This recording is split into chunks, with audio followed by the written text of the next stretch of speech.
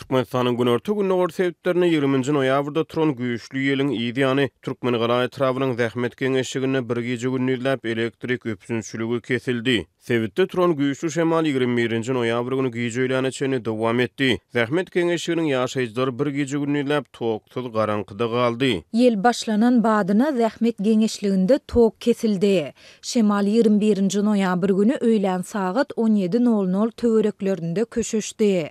Şondan bir yarım saat töweregi soň takminan 18:30-da elektrik üpçünçlügi gaýtadan dikeldildi. Diýip bir ýerli ýaşaýjy Atyk radiosynyň habarçysyna gurrun berdi. Zähmet geňeşligi Türkmen galanyň etrap merkezinden 40 kilometr töweregi Demirgazyk günne gordy. Garagum kanalynyň boýuna ýerleşýär. Ýurdun sebäpleri hususan çetki obalar könülşen elektroenergetik infrastrukturalaryndan, köne transformatorlardan we tok geçirjilerden peýdalanýar. Adatdan daşary howa hadiseleri köplenç öpçünçülük diýetgalaryny hatardan çykarýar.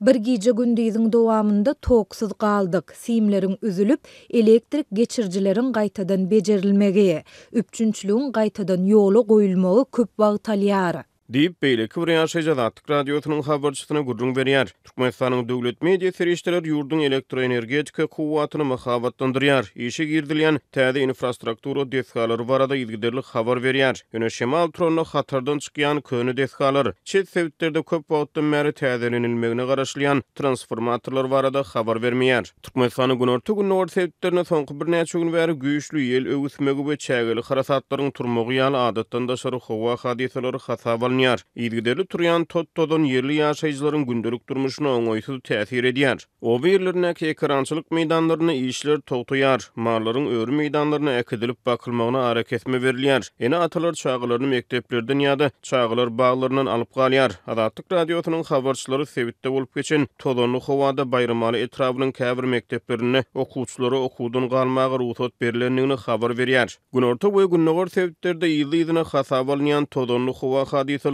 çägeli harasatlar saglyk ýagdaýy pes adamlaryň jan saglygyna oňoýsuz täsir edýär. Lewaply bir näçe ýaşaýjy 2 gün odar Atyk radiosynyň habarçysy bilen gurrun döşükdi. Sebitde gaýtalanýan çägeli harasatlaryň fonuny häkimetleri her neçe kem bolsa çäre görmäge, howadaky todon bölejiklerini ölçäp zerur bolsa sebitlerde adatdan daşary ýagdaýy girdmäge çagyrdylar. Türkmenistanyň hökümeti ýurdun çägini bolup geçen adatdan daşary howa hadiseleri, tebigy betbaatçylyklar barada habar bermeýär. Todonly şemal adamlary işden goýdy.